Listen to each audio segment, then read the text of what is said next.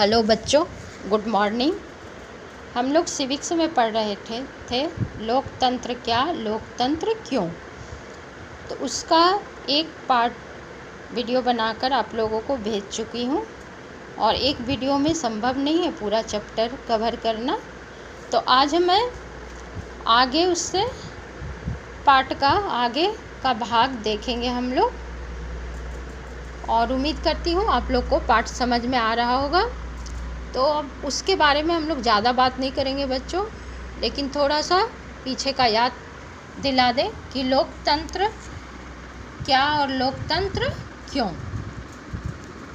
लोकतंत्र को तो अच्छी तरह से समझ गए बच्चों, क्योंकि वो इस चैप्टर में उसका बार बार जिक्र आया है और हम लोग 7th क्लास से ही पढ़ रहे हैं लोकतंत्र के बारे में। तो आइए आगे बढ़ते हैं हम लोग। स्वतंत्र और निष्पक्ष चुनावी मुकाबला। चीन की, ये देखिए बच्चों, जहाँ जहाँ अंडरलाइन किया हुआ है आप लोग भी इसको अंडरलाइन कीजिएगा। चीन की सांसद को कवांगुओ रेम मिन दाइबियाओ दाओई कहते हैं। ये चीनी नाम है, ये इसका मतलब है राष्ट्रीय जन संसद। चीन की संसद के लिए प्रति 5 वर्ष के बाद नियमित रूप से चुनाव होते हैं। इस संसद को देश का राष्ट्रपति नियुक्त करने का अधिकार है। इसमें पूरे चीन से करीब 30,000 सदस्य आते हैं। कुछ सदस्यों का चुनाव सेना भी करती है। चुनाव लड़ने से पहले सभी उम्मीदवारों को चीनी कम्युनिस्ट पार्टी से मंजूरी लेनी होती है। 2002-3 में हुए चुनावों में सिर्फ कम्युनिस्ट पार्टी और उससे संबद्ध कुछ छोटी पार्टियों के सदस्यों को ही चुनाव लड़ने की अनुमति थी। देखिए बच्चों, यहाँ पे क्या है, यहाँ है कि चीन में सबको चुनाव लड़ने की अनुमति नहीं है। यानी एक से ज़्यादा, बहुत ज़्यादा पार्टियाँ वहाँ चुनाव नहीं लड़ती है, जैसे भारत में है। भारत में बहुत सारी पार्टियाँ चुनाव लड़ती है और जिनको ज़्यादा मतदान मिलता है वो पार्टी अपनी सरकार बनाती है। लेकिन यहाँ क्या है, यहाँ सिर्फ कम्युनिस्ट पार्टी और उससे संबंधित कुछ छोटी मोटी पार्टियाँ ही चुनाव लड़ती है। सरकार सदा कम्युनिस्ट पार्टी की ही बनती है और सरकार भी फिक्स है कि हर बार कम्युनिस्ट पार्टी की ही सरकार बनेगी। 1930 में आज़ाद होने के बाद से मैक्सिको में हर 6 वर्ष बाद राष्ट्रपति चुनने के लिए चुनाव कराए जाते हैं। देश में कभी भी फौजी शासन या तानाशाही नहीं आई, लेकिन सन 2000 तक हर चुनाव में PRI इंस्टीट्यूशनल रिवोल्यूशनरी पार्टी नाम की एक पार्टी को ही हर समय जीत मिलती थी। विपक्षी दल चुनाव में हिस्सा ले लेते थे पर कभी भी उन्हें जीत हासिल नहीं होती थी। चुनाव में तरह तरह के हथकंडे अपनाकर हर हाल में जीत हासिल करने के लिए PRI कुख्यात थी। यानी किसी भी तरह धोखाधड़ी करके सत्ता में आना है, उसके लिए बहुत सारे गैर कानूनी ढंग से चुनाव को जीत लिया जाता था। सरकारी दफ्तरों में काम करने वाले सभी लोगों के लिए पार्टी की बैठकों में जाना अनिवार्य था। सरकारी स्कूलों के अध्यापक अपने छात्र छात्राओं के माँ बाप से PRI के लिए वोट देने को कहते थे और सिर्फ राजनीति बड़ों तक ही सीमित नहीं था। स्कूल में भी बच्चों को सिखाया जाता था कि वह अपने माता पिता से कहे कि PRI के लिए ही वोट करें। मीडिया भी जब तब विपक्षी दलों की आलोचना करने के अलावा उनकी गतिविधियों को नज़रअंदाज ही करती थी। कई बार एकदम अंतिम क्षणों में मतदान केंद्रों की एक जगह से हटाकर दूसरी जगह कर दिया जाता था, जिससे अनेक लोग वोट ही नहीं डाल पाते थे। PRI अपने उम्मीदवारों के चुनाव अभियान पर काफ़ी पैसे खर्च करती थी। क्या हम ऊपर वर्णित चुनावों को लोगों द्वारा अपना शासक चुनने का उदाहरण मान सकते हैं? बेशक हम लोग नहीं मान सकते हैं, क्योंकि हम लोग दो जगह का देखें ना, चीन का और मैक्सिको का, तो ये दोनों ही जगह सही ढंग का लोकतंत्र नहीं है, चुनाव सही ढंग से नहीं किए जा रहे हैं। इन उदाहरणों को पढ़ने के बाद तो यही लगता है कि हम ऐसा नहीं कह सकते। यहाँ काफ़ी सारी समस्याएं हैं। चीन के चुनावों में लोगों के सामने कोई वास्तविक और गंभीर विकल्प ही नहीं होता है कि वो दूसरा शासक को चुने या दूसरी सरकार आए। हर बार वहाँ कम्युनिस्ट पार्टी की ही सरकार बनती है। मैक्सिको के मामले में भी ऐसा ही लगता है कि वहाँ भी कोई विकल्प नहीं है। हर बार किसकी सरकार वहाँ पे आती है? हम लोग पढ़े हैं इधर कि यहाँ तक कि स्कूल में भी बच्चों से कहा जाता था कि PRI को ही वोट देने के लिए अपने माता पिता से कहना है। किसी भी तरह वहाँ शासक दल को पराजित नहीं किया जा सकता था, लोगों के चाहने पर भी नहीं। वहाँ हुए चुनाव निष्पक्ष नहीं कहे जा सकते हैं। इस प्रकार अब हम लोकतंत्र की अपनी समझ में एक अन्य विशेषता या गुण को जोड़ सकते हैं। लोकतंत्र के लिए सिर्फ चुनाव कराना ही पर्याप्त नहीं होता। चुनाव में एक से ज़्यादा असली राजनैतिक विकल्पों के बीच चुनने की स्थिति भी होनी चाहिए। तो चुनाव में क्या होना चाहिए? एक से अधिक पार्टियों को खड़ा होना चाहिए, तभी सही मायने में निष्पक्ष ढंग से चुनाव हो सकेगा। लोगों के पास यह विकल्प रहना चाहिए कि जो शासक दल को गद्दी से उतार दे, और लोगों को ऐसा उनके पास विकल्प भी होना चाहिए कि वो अगर वर्तमान में चल रहे सरकार को नहीं पसंद कर रहे हैं या उनके कामों को पसंद नहीं कर रहे हैं, तो लोग अगले चुनाव में उन्हें जगह ना दें और उन्हें गद्दी से उतार दें। इस प्रकार लोकतंत्र निष्पक्ष और स्वतंत्र चुनावों पर आधारित होना चाहिए, ताकि सत्ता में बैठे लोगों के लिए जीत हार के समान अवसर हो। लोकतांत्रिक चुनावों के बारे में हम अध्याय 4 में और बातें जानेंगे। अब एक व्यक्ति एक वोट एक मोड़, तो हमारे देश में भी है कि एक व्यक्ति को एक वोट देने का अधिकार है जो 18 साल या 18 साल से ऊपर हैं और भारत के नागरिक हैं, तो उन्हें वोट डालने का अधिकार है। पिछले अध्याय में हमने पढ़ा है कि किस तरह लोकतंत्र के लिए होने वाला संघर्ष सार्वभौम वयस्क मताधिकार के साथ जुड़ा था।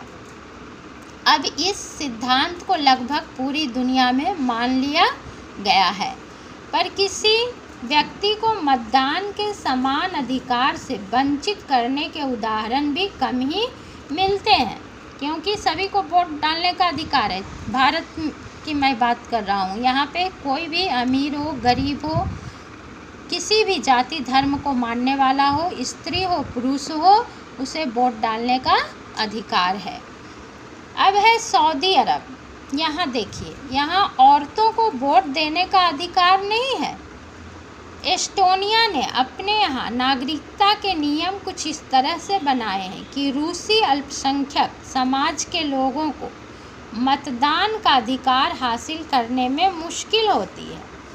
तीसरा, फिजी का चुनाव प्रणाली में वहाँ के मूल वासियों के वोट का महत्व भारतीय मूल के फिजी नागरिक के वोट से ज़्यादा है।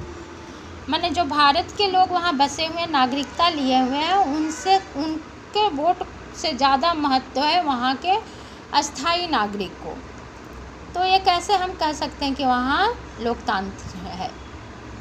लोकतंत्र राजनैतिक समानता के बुनियादी सिद्धांत पर आधारित है।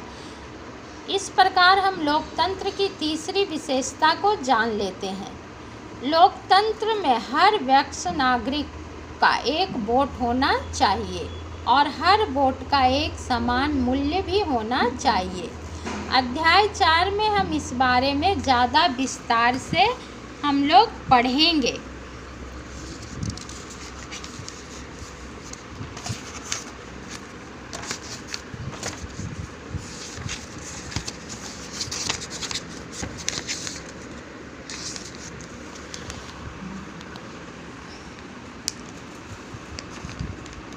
अब है एक व्यक्ति एक वोट हम लोग जान लिए। अब है कानून का राज और अधिकारों का आदर। जिम्बाब्वे का तो नाम सुना ही होगा बच्चों, जो क्रिकेट देखते हैं उनको तो पता ही होगा और ऐसे भी बच्चों को पता होगा। जिम्बाब्वे को 1980 में अल्पसंख्यक गोरों के शासन से मुक्ति मिली। उसके बाद देश पर जानू पीएफ दल का राज है, जिसने देश के स्वतंत्रता संघर्ष की अगुवाई की थी। इसके नेता रॉबर्ट मुगाबे आज़ादी के बाद से ही शासन कर रहे हैं। चुनाव नियमित रूप से होते हैं और सदा जानू पीएफ दल ही जीतता है। एक ही दल जीतता है हमेशा वहाँ। राष्ट्रपति मुगाबे कम लोकप्रिय नहीं है, पर वे चुनाव में गलत तरीके भी अपनाते हैं। आज़ादी के बाद से उनकी सरकार ने कई बार संविधान में बदलाव करके राष्ट्रपति के अधिकारों में वृद्धि की है और उसकी जवाबदेही को कम किया है। विपक्षी दलों के कार्यकर्ताओं को परेशान किया जाता है और उनकी सभाओं में गड़बड़ी की जाती है। सरकार विरोधी प्रदर्शनों और आंदोलनों को गैर कानूनी घोषित कर दिया जाता है और उनकी आलोचना के अधिकार को भी सीमित कर दिया जाता है। टेलीविज़न और रेडियो पर सरकार का नियंत्रण है, यानी सरकार जो चाहेगी वही सिर्फ न्यूज़ के द्वारा बताया जाएगा। इसका मतलब है कि वहाँ पे स्वतंत्र नहीं है, मीडिया जो है वो स्वतंत्र नहीं है और उन पर सिर्फ शासक दल के विचार ही आते हैं। अखबार स्वतंत्र है, पर सरकार की आलोचना करने वाले पत्रकारों को परेशान किया जाता है। सरकार ने कुछ ऐसे अदालती फैसलों की परवाह नहीं की जो उसके खिलाफ आते थे और उसने जजों पर दबाव भी डाला। जिम्बाब्वे का उदाहरण बताता है कि शासकों में बार बार जनादेश पाना लोकतंत्र की एक ज़रूरत है, पर यही पर्याप्त नहीं है। लोकप्रिय नेता भी अलोकतांत्रिक हो सकते हैं, लोकप्रिय नेता भी तानाशाह हो सकते हैं। अगर हम लोकतंत्र को परखना चाहते हैं तो चुनावों पर नज़र डालना बहुत ज़रूरी है, पर उतना ही ज़रूरी है कि चुनाव के पहले और बाद की स्थितियों पर भी नज़र डाली जाए। चुनाव के पहले सत्ता पक्ष के विरोधी समूहों के कामकाज समेत सभी तरह के राजनीतिक गतिविधियों के लिए पर्याप्त गुंजाइश रहनी चाहिए। इसके लिए ज़रूरी है कि सरकार नागरिकों के कुछ बुनियादी अधिकारों का आदर करे। उनको सोचने की, अपनी राय बनाने की, सार्वजनिक रूप से अपने विचार व्यक्त करने की, संगठन बनाने की, विरोध करने और अन्य राजनीतिक गतिविधियां करने की स्वतंत्रता होनी चाहिए। कानून के नज़र में सभी लोगों को समानता होनी चाहिए।